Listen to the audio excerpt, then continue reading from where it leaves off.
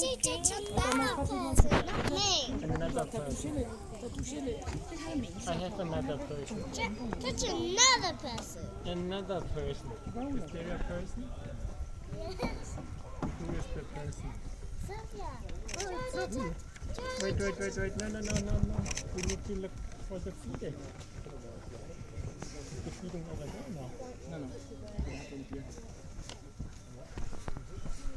I'm dropping my muffin down. No! Don't drop anything down. Wow, hanggang. Water view? Getting ready. Getting ready.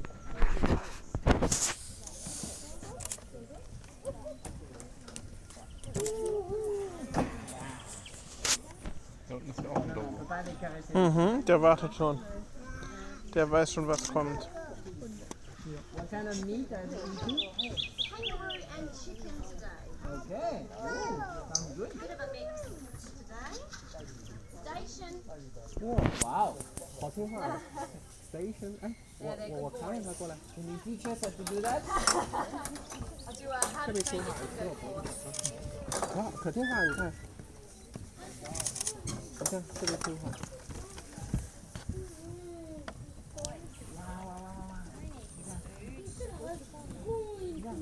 Nhầm. Ủa, sao nó stay xuống đây? Không được sẵn. You're keen today, Warrigal. Ja, gut dressiert. Scheinen halt doch Hunde zu sein, ne? Hi guys, wow, quite a crowd today. My name's Monica, I'm one of the mammal keepers here at Cleland. Welcome. This is Warrigal. This is Dusty. And this is Jemba. We have 5 dingoes here, so those of you who were here early, you would have seen Miri and Benari next door.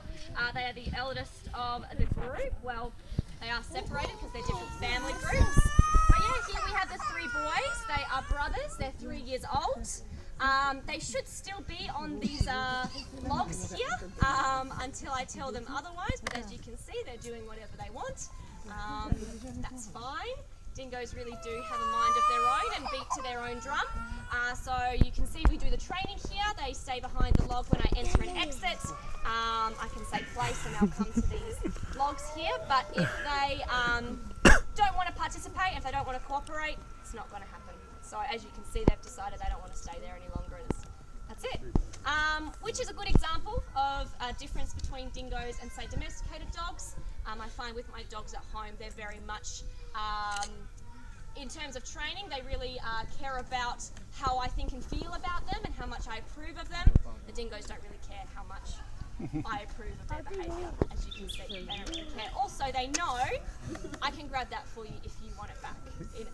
I'll grab it for you. But, yes, the dingoes are about to get a bigger meat treat, so that's why they are standing there. They're kind of preempting what's going to happen next. So I will get them that, and then I'll talk to you a bit more about dingoes. I don't know if I can reach up to you there, but I'll pop it in here.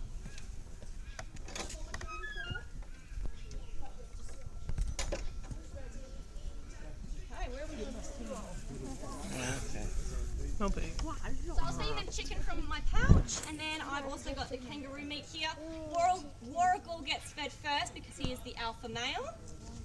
There you go. Dusty next. He's next in line. He just gave Jemba a bit of a side glance. He's not a big fan of Jemba at all. And then Jemba, lucky last. Jemba's actually the sweetest out of these 3. Dusty, who is now to the furthest of your left, he is the cleverest and therefore kind of the nastiest out of this group. So he's the one that causes all the fights. He has scars all over his face, so that's kind of enough to say what his personality is like. And he causes a lot of fight with Jemba, unfortunately. You're right there, Jemba. I think you just took a really big bite and that wasn't a good idea. Warrigal, however, he is probably the most relaxed out of the 3 of them, but for some reason he must be stronger in some way for him to be leader of the pack. So yes, we definitely have to feed in that order. Dingoes are Australia's wild dog. They are quite interesting because they have a really bad reputation, and the way that people see them differs depending on what part of Australia you're in, and also just who you're talking to. So some people really do not like dingoes. An example of this would be sheep farmers. You can imagine why. Dingoes like to eat their sheep. Every time there is, he's just doing my dishes. Every time there is an attack, therefore that's the sheep farmer's livelihood and profitability down the drain. So definitely not big fans of dingoes at all. Then on the other side of things, some people see them as a real endangered native species. Now both these terms, native and endangered, technically aren't correct for the dingo. They're classified as threatened. The endangered tag is because in the wild, dingoes will breed with wild dogs or even domesticated dogs, and that results in a dingo wild dog hybrid. What's interesting about the hybrids is that they are known to be more dangerous because they have a more unpredictable behaviour, because they've got kind of this half wild dog in them that is quite fearless, whereas dingoes are meant to be quite shy. Really bad example of this here, and I'll talk to you a bit more about dingoes and their shyness and cowardliness in a little bit.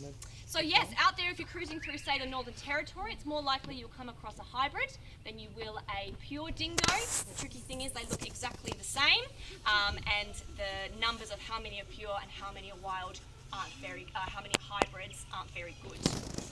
Native. So research shows that they were brought to Australia about 3,500 to about 4,000 years ago with Asian seafarers and most likely from Indonesia. Their closest relatives are the Indian plains wolves, and they should be seen more as wolves than as of dogs. But even some research says they've been in Australia for 20,000 years. So their origins are a bit hazy and unknown. But it just shows that they have not been in Australia or evolved in Australia over a very, very long time. However, they've cemented themselves in the Australian ecosystem. They are the apex predator in any kind of environment in Australia. That's if we ignore human influences. They thrive in an alpine climate, a cooler climate, or a more hot, arid, deserty kind of region. They are right there at the top of the food chain. So, what else is really a positive thing about having dingoes in the ecosystem is they act as an ecosystem regulator. So because they prey on